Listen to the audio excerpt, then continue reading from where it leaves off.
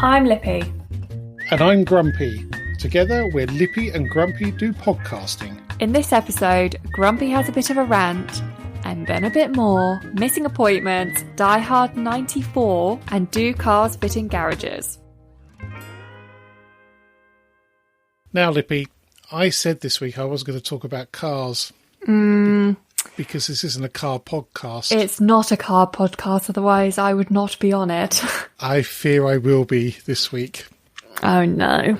I can't promise it will be the last week. Let's just make it short and sweet. That can be the new deal. I'll do my best, but I can't promise.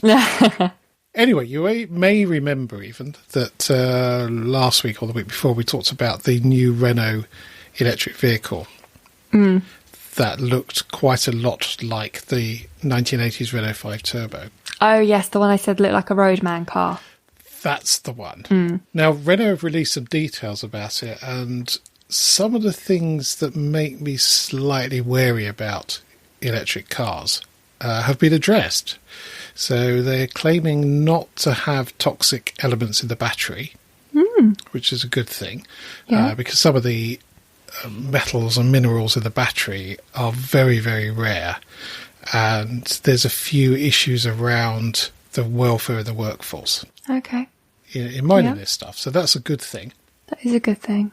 And also, they're determined to bring the price down to something sensible, which for me has always been the barrier and I can see that for a lot of people, that you're spending considerably more on a car than you would, and I've never bought a brand new car. Buying second hand is a bit of a lottery in terms of the life of the battery. So this is all good stuff. I just hope they haven't done the same thing they did with the Twizy and the Zoe, where you have to rent the batteries. So there's a monthly and that was a killer, because I love a Twizy. I think they're brilliant, just superb for whizzing around in. But you don't want to be paying extra for the battery when it's part of your car. Well, I can understand the logic behind it, because then they're taking the risk in terms of battery life and any faults with the battery.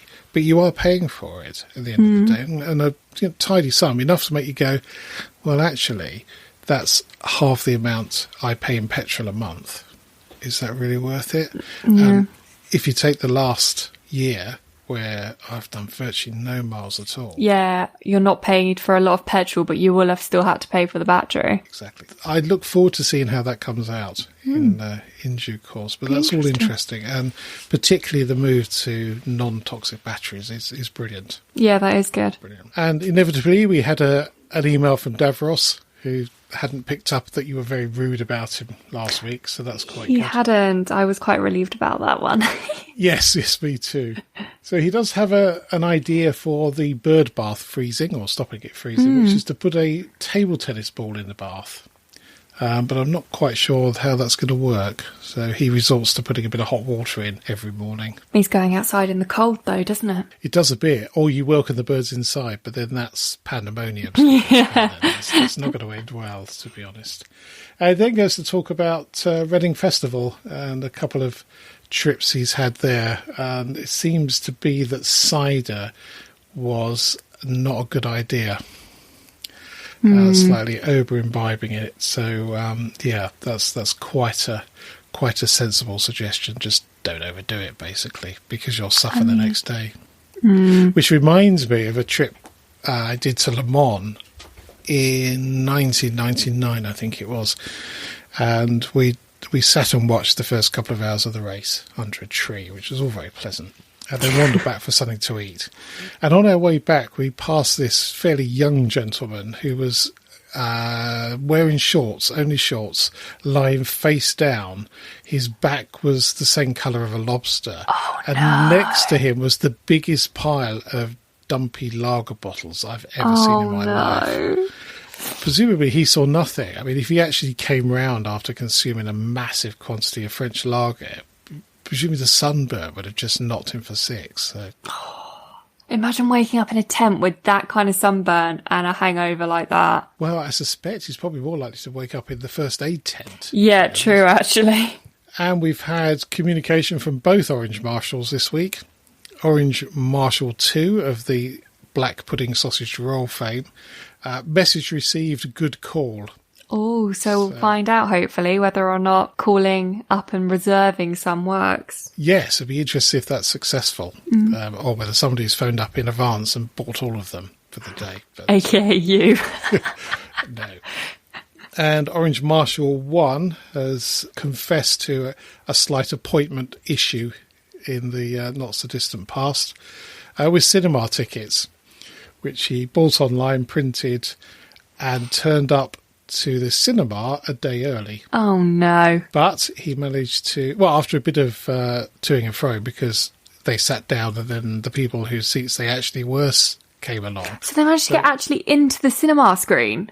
Yes, absolutely. They're in there and they sat down and somebody's come along and said, they're our seats. And the cinema assumed that it had been double booked, as they moved them to some other seats. Oh, sneaky. Then, yeah, absolutely. And then when Orange Marshal gets home, looks at the tickets and goes, Oh, no. You would feel so bad after that. Well, actually, it depends in what manner you addressed it. If you were polite about it and very much like, oh, it's fine, but we still want to see the film, then... Yeah, there's spare seats, that's fine. I did see a similar altercation on a train once where somebody had got on the train half an hour earlier than they should have done, if you see what I mean. So they were on the...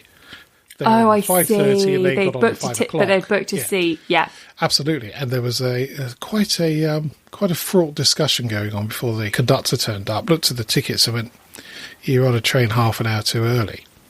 And it was like, oh no. And you could feel the embarrassment in the carriage. It was quite funny. Really. But, I've just had one of those literally 10-15 minutes ago. Lady turned up to give blood and...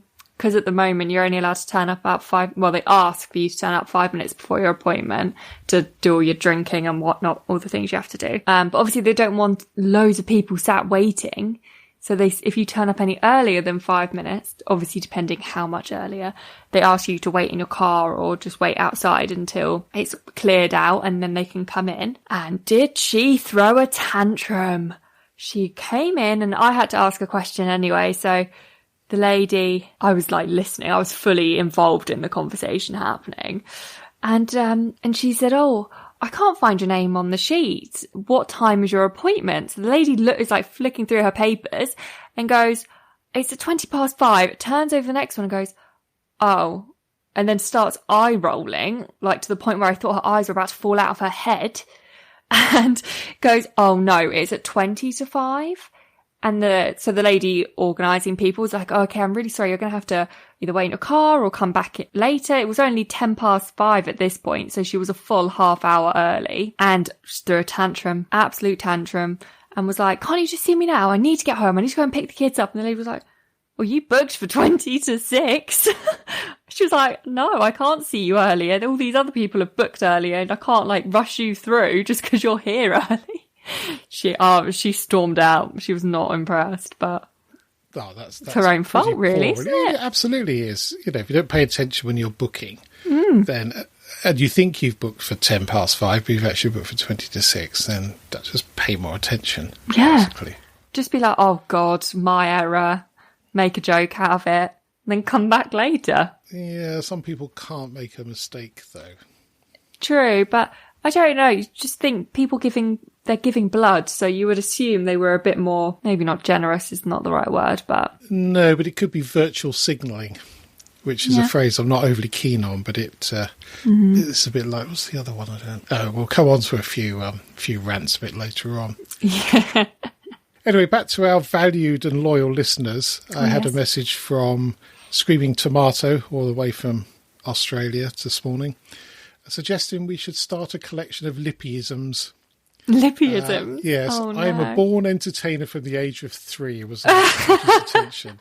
I have reassured the Screaming Tomato that I do have a list of odd things you kids said from a very young age. You do. So, yeah. Yes, that is wedding speech material when that occasion ever occurs. Talking about Lippyisms, a nice segue into this week's events. The weekend saw eldest daughter of Grumpy. I'd forgotten about this. Lippy. I hadn't. Birthday celebrations, which consisted of some games on Zoom and some virtual drinking. And somehow we got onto the subject of haggis and Burns night, which of course was a week or so, about a couple of weeks when you're listening to this, we were discussing a night out we'd had with some friends. This particular family tends to eat quite late. So it was pushing midnight by the time we got around to the main course, which was the haggis, by which time we've all had a couple of drinks. So this large sword came out to cut the haggis, and a very large quantity of whiskey was poured over the haggis. So I was relaying this story, at which point a certain individual pipes up with, "I thought you put iron brew on haggis." Oh no! Quite how you made the leap from whiskey to iron brew is a bit of a mystery, quite frankly. Iron brew is quite a Scottish drink, isn't it? Well, allegedly. Yeah. But whiskey more so. And whiskey definitely more so. Why would you put a sweet fizzy drink on top of? Oh, I don't know. Dish like that? I mean, you don't put Coca-Cola on top of fish and chips. No, definitely not. Or I don't believe in any cooking. I'm possibly wrong there. There may be some cooking where it goes into, but I feel like I'd seen someone they did a Burns night dinner and they like posted it online, and they had obviously had iron brew with their dinner. But I think my head as you were telling the story, I was like, oh, they must have put it on the haggis. And I just said it. I just said it. Faith there. It just came out. Yes. I found in the days when I was on radio that you develop this filter in your head, so stuff goes through it before it comes out of your mouth. It's quite a useful thing to. I don't think I've developed that filter yet in my life. It took me a while to do it. Took a couple of, good few sessions on the radio to do that. So anyway, I have a couple of rants, unfortunately. Oh, do you? Yes, I do. I do like a rant. It's good for the soul. Depends who it's to, but this first one is a group of people. And I'm not sure whether it's the words or the people involved, but the word influencer, I just really makes my heckle stand up. I dislike the word, and I'm beginning to think I dislike the people as well. Influencer covers a very large group of people. You probably dislike a few of the people that are influencers, but I think the word covers a lot larger group than you probably instantly imagine. I think it's just the fact they seem to do nothing and are paid for it. That's my feeling, and I might be completely wrong here, because if you look at people involved in motorsport, for example, then they'll wear overalls with the names of sponsors on there. And you sort of feel, well, is that the same thing? But they are actually doing something. Although they are being paid by people to do exactly what they enjoy. So that is a bit bizarre as well. So maybe it is simply the word. But just before we started this, I was looking in The Guardian and found an article entitled, "Let the Instagram Influencers Go to Dubai. They're Uniting the Nation," which quite frankly made me quite angry. And then the strapline is, "Why so many haters with precious little new comedy on TV? These globe-trotting workaholics are performing a public service." When I calmed down a little bit, I'm not sure whether that was tongue-in-cheek or not. I'm hoping it is, because I don't know if you saw anything else when you looked it up, but there was a big piece on This Morning with Holly and Phil talking to someone that is classed as an influencer that was in Dubai, and Holly did lose her a little bit and ended up having quite a big go at this girl, saying, we're like, why can't you be doing these videos from home? Why do you have to be in Dubai? Surely being at home is better, because then you're influencing people to still do the things they love, but at home, not from Dubai. I do also agree that certain influencers do take the mick massively and think that because they're an influencer, they're famous and they can do what they want because they're famous and people like them and all of that rubbish. Yeah, that is the crux of my dislike. And I guess it's a new generation thing. It is, yeah. It's probably no different. The Shopping Channel was many years ago, where effectively you're showing off a product, but you're not becoming famous on the back of it, I suppose. Yeah. If that's... But then you also do have to think of people like there was a guy from Love Island called Alex. He is an NHS emergency doctor. So obviously he's been working this whole time and he's an influencer. So he does both. And he's on his social media sharing information about the vaccine and about what you can do to keep your mental health up whilst you're at home and whilst this is all going on. So he's the other kind of influencer that you can get. Someone that actually has a job but does this on the side because they love doing it and they love helping people. Quite frankly, the word influencer should not be anywhere near that gentleman, because he's sharing his expertise, and that is. But he is the complete definition of the word. He is influencing people. Yeah. That's the problem, isn't it? It's the definition of the word does link to what they do. I think it's mostly the word that annoys me. I don't know why. Anyway, on to the second phrase, and I don't know why this is on our notes, but it is.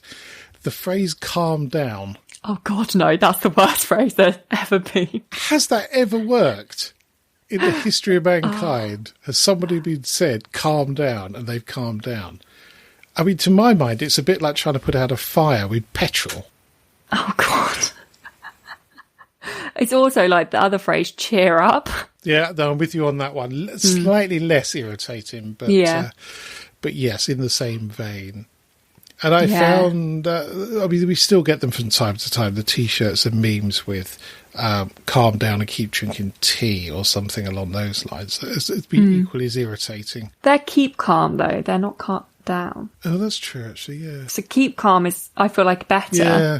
Because it's like keep calm and drink tea, or keep calm and down a bottle of wine, because that's the more likely mental state that you're in if you're needing to keep calm. But what if you're not calm at the point that you read the message? When you're not calm, you can't keep calm if you're not calm. No, but then do you follow the instruction? If I read a T-shirt that said drink wine, and I was allowed to drink wine every time I read that T-shirt, I would probably be calm. Yeah, but that's you're forcing yourself to be calm because you want the outcome. No, but I definitely agree. The phrase calm down is the worst phrase that has been invented. So if anybody from the Oxford English Dictionary is listening, please remove the words influencer and the phrase calm down. Yes, we expect to see that by 2022. Thank you. Anyway, so much was I not going to include anything about cars this week. There's two. Something else in, yes. I came across on the Goodwood website. They had the best 8 60s concept cars, and there's some absolutely glorious looking cars on there. And I was thinking that we seem to have lost the concept of the concept car. There's too many concepts in there. But in the 60s, they build these fantastic looking vehicles that you know would never make it to the road for various reasons. And I think that's continued until reasonably recently, but it seems to have just disappeared. You get the odd one, but nothing really futuristic, just because you fancy having a go at modelling something that looks quite funky. I've never really seen anything like that, to be honest. No, it's interesting. If you go to the British Motor Museum at Gaydon, which is connected with, obviously, British Leyland Rover, Jaguar Land Rover have a massive amount in there, and they support that too financially quite significantly. And there's some very interesting cars from the 70s. There's a TR7, which was a sports car, which was turned into what we would call a shooting brake. So it's essentially an estate car. You are glazing over. I went then. Do you know what? I fully went. When I went, I was like, yeah. I haven't listened to the last 5 words he said. No, I get this a lot in this house when I start talking about cars or computers or something on those lines. I apologise, anyway, carry on. No, that's absolutely fine. Unfortunately, the listeners can't see that. Where was I? Oh, yes, so the TR7 shooting brake. So we produced loads of cars in the 70s that never made it anywhere near production for whatever reason. And it's good to be able to go and see them. But the 60s were particularly glorious. So I would include that link for those that don't glaze over at the mention. I would like to look at them. We saw a film over the weekend called Irresistible with Steve Carell and Rosie Bryan in it, various other people. And I thought it was one of the best films I've seen in a very long time. I watched the advert and it looked very funny, but also actually very interesting. Yes, it was. You felt like it was a little bit of a vanity project, and it was somebody's opinion about the way that elections, this is a mayor's election, takes place in America. I'm not going to give too much of the plot away because it is an absolute corker. And it had a little bit of feel of Local Hero, which is one of my all-time favourite films as well. It's where you get the city guy goes to a village or a small country town. Does some sort of pro bono lawyer type. Well, it wasn't in Local Hero, but he gets completely enamoured by the whole village rather than the city, which he's more used to. Anyway, I highly recommend it. Interestingly, it had a fairly poor review on Rotten Tomatoes and one or two other sites, but Mark Commode, I think that's how you pronounce his name, who is a presenter on Scala Radio, massive film buff, was of the same opinion as me, that it was actually was quite a gem. So, well worth watching. It's only about an hour and a half, so it's not. Oh, we like a good short film. Like a good short film. So I highly recommended that one. And in Private Eye last week, they had a list of spoof films over the lockdown. The last one on there was Die Hard 94. Now, Private Eye are obsessed with the number 94 for some reason. Everything's on page 94, although that doesn't exist. So Die Hard 94. Bruce Willis faces his toughest challenge yet, to get out of the pharmacy without being captured on CCTV behaving like a COVIDiot. For once wearing a shirt and shoes, but not a mask, the normally topless John McClane has to save his career from possible oblivion as he crawls past the dental hygiene aisle and tries to dodge the glare of the security guard. Don't miss the moment when Willis stuns the helpful young pharmacist with the words yippee-ki-yay, and a word we're not going to repeat, when she asks him politely if there's any medical reason he can't wear a face covering. That tickled me. And the I rating was not perhaps as exciting as the one with Alan Rickman. Quite well said. Very well said. Anyway, I've rambled on quite a lot. So what have you had for the week then, Lippy? Oh, do you know what? My week has been an absolute palaver. One palaver after the other palaver. So I was very fortunate to be given the opportunity to have my vaccine for COVID last Thursday. So I've been vaccinated. Very good. I've got to get my second one in April. FYI, for anybody that is getting vaccinated or is about to be vaccinated, your arm will hurt like nothing I've ever felt the day after. And then the day after that, it's gone back to normal. But that is normal. But honestly, I thought I was going to have my arm chopped off. It was so sore and like throbby all day. That's just a little side note. Yes, I don't think that's uncommon for vaccinations. We had some before you were born when wife of Grumpy and I went to Kenya, I think it was. It was Kenya or Mombasa. And because it was a last minute break, we had to go and have all the vaccinations done in one go. And unfortunately, the week before we were going, I was working up in Stockport and I had to deliver a whole load of computers up there. So we went and had this I think it was on the Sunday, and then I got up on the Monday to drive, and I couldn't move my left arm. It just was so stiff and painful, and it went after a couple of days. But it is not uncommon. No, I haven't had one that bad since I had my yellow fever vaccination, which was a live one, which actually was, I was quite ill from that, but this isn't a live, obviously. It's a dead vaccine, if that's a thing. I don't think that's what they call it, but we're going to call it that.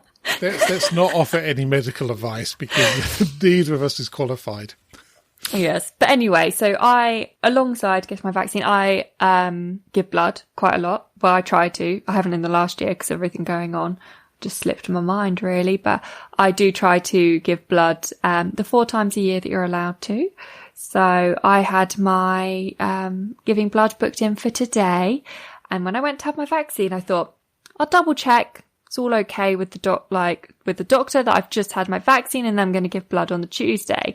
So I went in, sat down, said, I'm giving blood on Tuesday. Is that going to be okay? And he was like, yep, that's absolutely fine. He was like, actually, that's great because your blood will have the antibodies in it. So anyone we give your blood to will then have coronavirus antibodies. And I was like, amazing. I'm just doing great at the moment, aren't I?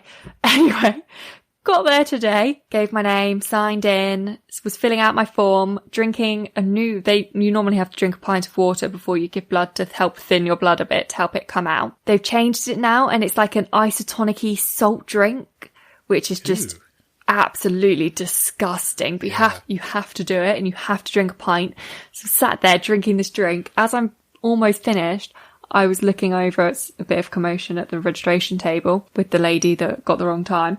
Spotted a sign that said, if you've had the COVID vaccine, you cannot give blood for 7 days. Oh, no. And I was like, oh my God. So I got up and I just went over and I was like, oh, I'm really sorry. Can I just ask a quick question? Is it definitely 7 days? And she was like, yeah. I was like, oh, I got the vaccine on Thursday. And she was like, oh, I'm really sorry, but we can't let you give blood. No. I was like, that's fine. I was like, don't worry about it.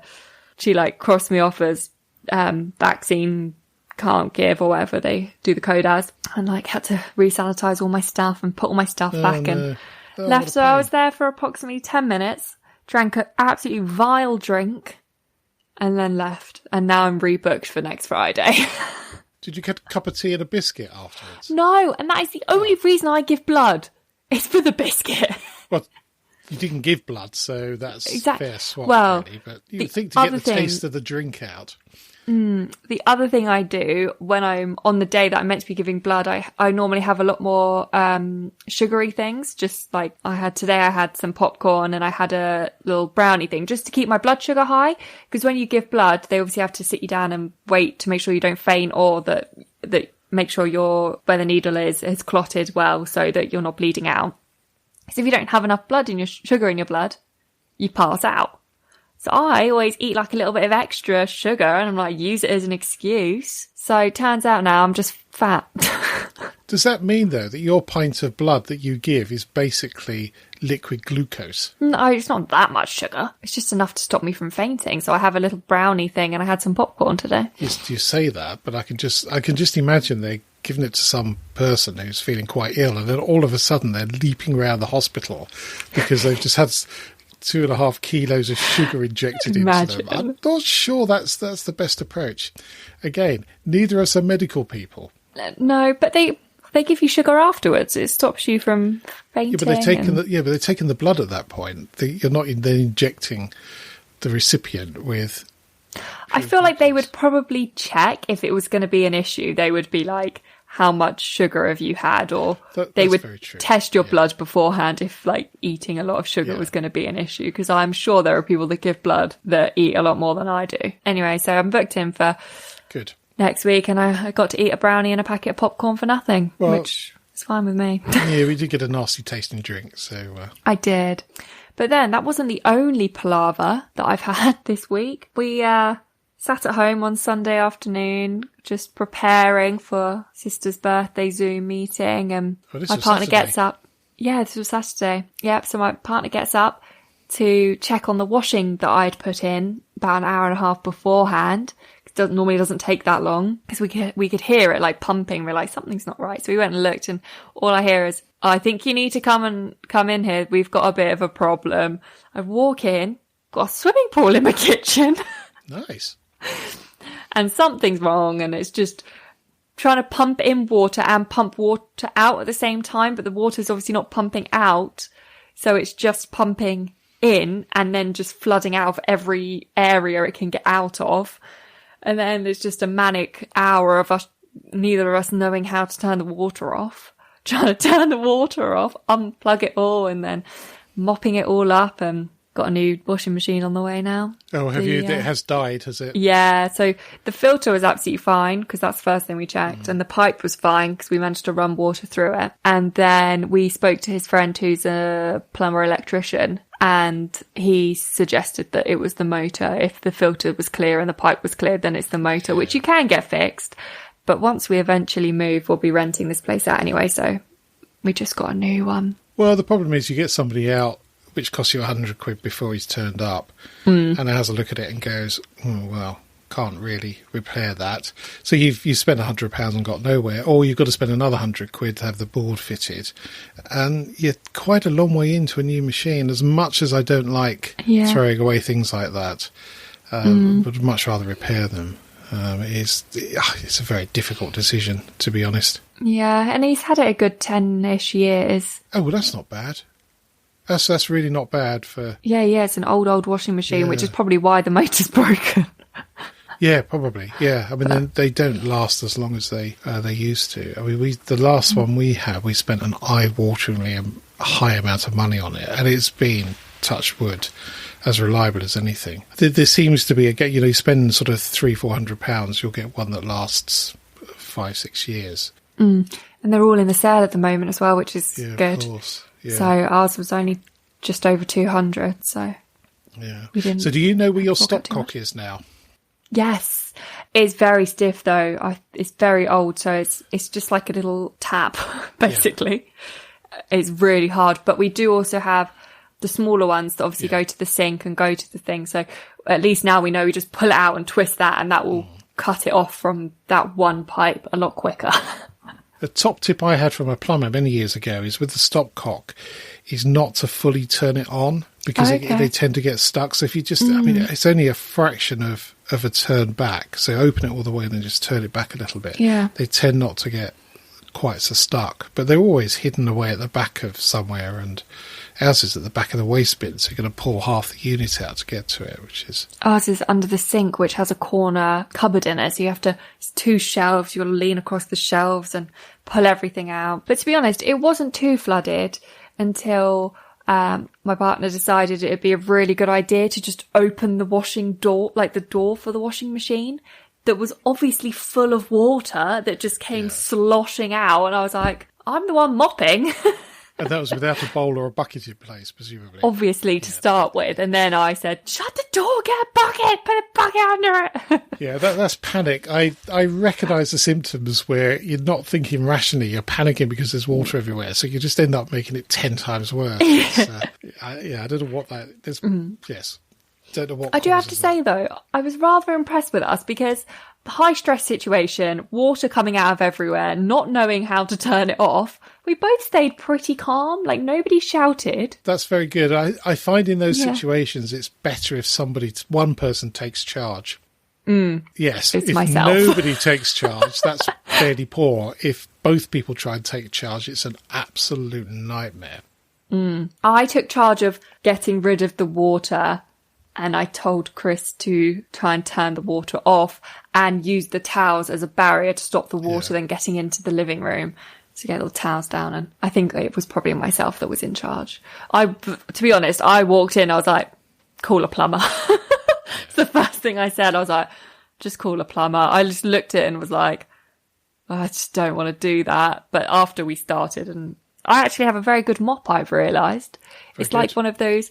It's like a sponge on the bottom. It's not a swirly mop. And I was just soaking it up, and then it's the one that's got a handle on it, so it squeegees itself. Great. Yeah, they are very good. If you need to get a swimming pool out of your kitchen, it's perfect. So my week was an absolute palaver.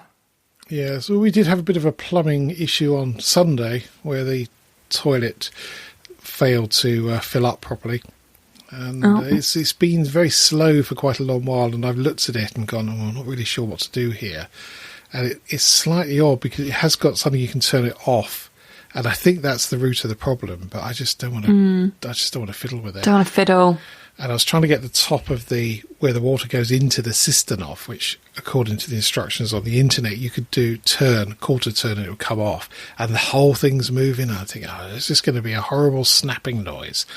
And there's going to be a new shower in a different location. Yeah. And you're going to end up having a flood rather than a toilet that doesn't fill up properly. Exactly. So I had to poke around with a paperclip and release some gunge around the outlet, so it does fill back up again, but it is quite slow. But, I think it's just a bit of silt in there. I think we'll leave that for the plumber to sort out one day. Yeah. So we were going to discuss, do cars fit in garages anymore? And I realised looking at it, we probably should extend it to, does anybody put a car in a garage anymore, even if it does fit? Because it is a bit of a double whammy. Now, my dad, he had a variety of cars. He had a couple of Morris Travellers, and then he moved up to a Ford Escort estate and then a Hillman Avenger estate. And never has a car been so excitingly named and so disappointing, unless you had the Avenger Tiger. And he put the car away religiously until I started buying cars and then trying to fix them in the garage, which I said, oh no, I'll only be in there a week. And then 6 months later, it finally emerges. And the garage was quite small. You could get the car in there, but you couldn't really get the door open. So he would push and pull it out when he used it. And I was listening to another podcast and they were talking about not starting cars to move them a short distance when they're cold. Which is something I fully agree with, because it just does all sorts of things. And in fact, our Volvo estate we've had for donkey's years, that really does get the hump if you do that, particularly in the cold weather. It'll just go, no, I'm not starting now. I'm Nope. not starting. And on occasions we have had to get the garage out to get it started, because it's just gone, no, I'm not doing it. No, you moved me 2 foot just now. I'm not doing it. Yeah. So, and I guess the garage we had with this house, there was an extension put on top of it, and they decided to put a second line of bricks, and they put it on the inside of the garage. So there's no way you get a car in there anyway, despite the fact it's full of various stuff, including washing machines and computer servers and things like that. So it's never going to fit in there. But you must have looked at a fair few garages with the house hunting. We have, yes. Actually, weirdly, not that weirdly, to be honest, garage is something that is on our wish list for a new house, is to have a garage, but not to keep a car in at all. We want a garage for easy access storage, or if it's attached to the house, then like you do, we can put a washing machine and stuff in there instead of having to extend and have a utility or have an area or have it in the kitchen. But the most of the garages we've seen as well, nobody has their cars in them. They are easy access storage or just full of absolute rubbish. One of them we weren't even allowed to look in. We had to just look through the window because it was full. What they'd obviously done is prepared their house to have viewings and just thrown everything else in the garage to get rid of it all. Yeah, we did that. The first house we had in the village that we sold, we did exactly the same, threw it all in the shed because it was quite a small house, and with 2 small children, it was taken up with very colourful plastic items. So that all went in the shed and then came back out again afterwards. So I'm not surprised. Yeah, so that one it was a show home day, so obviously they were having loads and loads of people in, so they were like, let's just get it out of the house and get it in the garage and then we'll bring it back in after. So yeah, it's definitely, I don't think garages are used for cars these days. I don't think so, but I was just thinking there's a picture I've seen recently, and it's going to be cars again. I can't remember whether it was a Mini or a Golf, but they were showing it over 30 years and this increase in size. And it is dramatic. I mean, when you look at the Mini Clubman now, that is as long as my Volvo estate, which is crazy. It's a Mini. That is crazy, actually. Bonkers. Yeah. And you think about that in terms of a garage, you wouldn't necessarily expect in a single garage to put an estate car in there. No. Well, my dad did, but they were a bit smaller. So you're never going to get a Clubman in there. And that's not an uncommon car at all. No. We did look at one house about 15, 20 years ago, and that had a garage, and they had a Ford Sierra in there, but it was such a close fit that the door that went into it went into the hallway, was at a bit of an angle, so it cut the corner off the garage. They had to have the door open when the car was in there because the bumper stuck out into the hallway, which was slightly odd. That's quite funny. It was a lovely house as well. It had a really nice patio and seating area at the back. It was really nice, and they didn't really want to sell it, and they managed to hang on to it, which was really good. Really good. So that was quite pleased about that. And of course, sometimes the garages get turned into other rooms. The house opposite us, which changed hands from the people that had owned it since new, They religiously put their car away in the garage, and it was They quite a did, long didn't garage. they? Yeah, it was a long garage as well. So it was sort of one It was and a the half the length of the house, I think, the garage. Pretty much, yeah. So it was oversized. And when the new people moved in, who were very nice, they converted it into another bedroom. A lot of people do. We live on an older estate, so all of the houses are quite similar in how they look. Because obviously, like new builds now, they've changed them slightly, but the majority of them are the same. And there's only about 3 or 4 maybe that actually still have the garage, and someone else just round the corner from us has just turned the garage into another room. They've put a window in and it's now an inside room. But I just think people don't feel the need for garages to keep your car in if you've got the storage space in the house. Well, also they don't deteriorate like they used to, cars in the weather, and they'll start. You leave a car from the 60s or 70s out all winter and it's going to struggle, to be honest, and it's probably completely rusted away by the time it's 10 years old. But it's just not the case at all now. Interestingly, a friend of ours who's also in the village, who's bought a relatively recently built house. They bought it from new, or had it from new, so they've got a 2.5 car garage that was built. So now he's got a Triumph Vitesse and a 1930s Austin 8, I think it is. So he can get those two in the garage, plus his wife's Mini Clubman. That's impressive. Which is quite impressive. This is a bit of jiggling around because there's a post in the middle. So there's 2 oversized doors. But if you get one of those things where you put the car in casters, you can actually move them around. So over the winter, they get the 3 cars in there, which is quite nice. Yeah.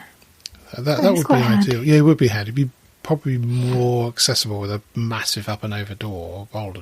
Well, that's the other thing, isn't it? If you've put your car in a garage and you use your car every day, you've got to get it in and out of the garage every day. Yes. Which in my head doesn't seem easy. I guess your garage would be prepared for the car. Yeah. Again, there was some other friends of ours who had a house on the old Davros site in Guildford, and the garage was very much part of the whole estate. Because there was limited parking, so they expected you to park in the garage, and it was a big garage. You could easily drive the car as long as you didn't fill out with stuff. So you get the 2 cars in there with enough room. So you walk out of the kitchen into the door, press the button to open the garage door, get in the car, drive off. So yeah, it's great, and no de-icing, which is an absolute godsend at this time of year. Imagine not that anybody's driving anywhere, but. No, not at the moment.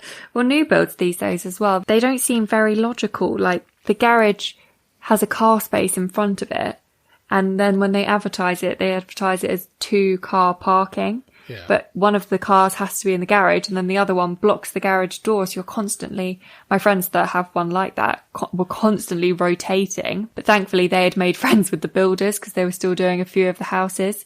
And clearing their rubbish, which was right next to their house, they managed to get some sneaky extra tarmac, and they've made another space just off the side of their fence.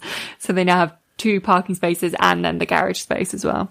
You can imagine the irritation on a frosty morning when you get up, your car's in the garage, but you've got to de-ice another car and move it so you can get yours out. That's crazy, really. So I wonder what the future brings for garages. To be honest, I keep saying I'd rather have a good quality shed in the garden than have the garage necessarily. I'd rather have, if the garage is attached to the house, I'd rather have that as extra space in the house than turn it into a utility type space rather than have it as a garage. Don't need a garage. Have a nice window in there. Yeah. Cracking sheds, log cabin type sheds. Like good quality, solid ones. A friend of mine sent me a message earlier. He's got a shed at the end of his garden that overlooks fields. He's just taken delivery of a beer pump. Yeah. I don't think that keeps it as a shed, though, does it? That turns it into a mini pub. Well, I think or a man's cave. I think it's a man cave. He did describe it as a man cave. So as soon as we can meet up again, I think we'll be spending an evening overlooking the fields and chomping on twiglets and scampi fries. Scampi fries, yes. Twiglets, no. One last story about garages. My aunt and uncle had a house just outside of Winchester, which was a good-sized house on quite a large plot, but it had a separate standalone garage with a little workshop space at the back. It was really quite good. Yeah. And it had a pit in it. So there was balls across the hole, which I don't think they ever used. And one Christmas, my cousin had a hamster as a present, which, as they all seem to do, it got out, escaped. And after much searching, we found it had actually fallen down the pit. And it was perfectly okay. It was a bit miffed, let's put it that way. Yeah, I bet. But it was all in one piece and nothing broken. But quite how it had made the journey from a third-storey bedroom all the way downstairs, outside, into the garage. And then fallen down a tiny... I mean, there was virtually no gap between these boards. You'd be very unlucky to drop something down there. It's absolutely hilarious. How they managed to find it, I don't know. It's a mystery. You wouldn't think to look there, would you? No, I think it was making a little bit of a noise, and somebody must have heard it. Okay. That's the only Because you would have thought, if it's got out of the house, it's gone. Oh, it's... Like, yeah. It's not hanging around, is it, if it's out of the house? You wouldn't expect it to go from the house to the garage, from one building to another necessarily. But I think it escaped a few times. I think it was just an escape Ninja hamster. Ninja hamster, obviously not happy in a cage, and I don't blame it. So, have you got a top tip for this week? I do. Yeah, is it one that you've thought up, or is it one you found on the internet? It's one from the internet, but I do agree with it. Okay. Like 90%. Yeah, but you fought the sellotape on the fork quite hard. I'm never wrong, you see, so I can argue anything to be right. Yeah, very true. Okay, off you go. Okay, so this top tip is for when we start coming out of lockdown again and things start to go back to the new normal, everyone, you know. Okay, so to keep the seat next to you empty on the train, smile intensely and widen your eyes at every passenger that walks towards you. I think we need a photo or a small video of how to do that. I can produce one of those. Yes, I think we should need to do that because that's quite hard to envisage. See, but I do need to explain why I only agree with it 90%. Because that 10%, you'll do that to someone and they'll be a weirdo and they will come and sit next to you because you've done that to them. And then you've got to sit next to a very strange person the rest of the train journey. To be honest, it's going to happen anyway. True. Whether you do some odd facial expressions or not. And actually, I've made some great friends on train journeys. She offered me a McDonald's chip. It was great. We had a very lovely chat on the way home from London. Very good. And she shared food. That's impressive. I know. I did have the thing. I ate it and I was like, that could have been poisoned. But then she was eating it, so... Yeah, it's unlikely to be poison in that case. Well, that's an interesting tip. I have heard similar, but which involves a plastic dog poo that you place on the seat. Yes, which is a bit... Then everyone's going to be like, why are you sitting next to a dog poo? Well, I'm not touching it. Why would you... I wouldn't sit next to it, though, would you? There's no other seats. True. Well, I have a fact for the week. Oh, go on then. It's about the Olympic Games. Ooh. The Olympic Games flag's colours are red, black, blue, green and yellow on a white background, as we all know. Yes. And this is because at least one of those colours appears on the flag of every nation on the planet. That is a fun fact. That is a fun fact, isn't it? I did not know that. And I like it. I like it too, because I like a flag. Yeah, that's interesting. Who knew, eh? Who knew? Well, the Olympic organisation presumably did because they chose them. Yeah. So somebody worked it out. Talking of flags, I had the Surrey flag as a Christmas present this year, which I was very pleased with. But it is a bit of a dull flag. It's probably the most disgusting flag I've ever seen. It's certainly not the most disgusting, but it is quite dull. So it's blue and yellow, quite small squares, and lots of them. Checked. And you look at others, and they're fantastic. And why is ours so dull? And in fact, the previous Surrey flag is a lot more exciting. Why? I just don't understand. Can't we have like an animal or... Well, actually, it's not my flag anymore, so... No, that's very true. Will it be if you... my flag looks like? With your new houses? Half of them, yes. Oh no, all of them. Oh, so you'll be back into the blue and yellow checkered flag. I believe we will. Ooh. My flag at the moment is very colourful. I think it's quite cool, if I remember correctly. Yeah, so it's a yellow background, grass on the bottom. Ooh. a tree with a branch sticking out, so like an upside down L, with a deer underneath it. Well, a stag, actually. Well, it is Royal Berkshire. Yeah. So you would expect it to be fairly grand. I like it. That's it for this podcast. Thank you so much for listening. You can help spread Lippy and Grumpy's view on life by leaving a review on your favourite podcast platform. If you're not sure how to leave a review, or if you download from Spotify, there's some help at lippyandgrumpy.uk/review. And if you would like to get in touch, email podcast@lippyandgrumpy.uk. So it's goodbye from me. And goodbye from him. Goodbye.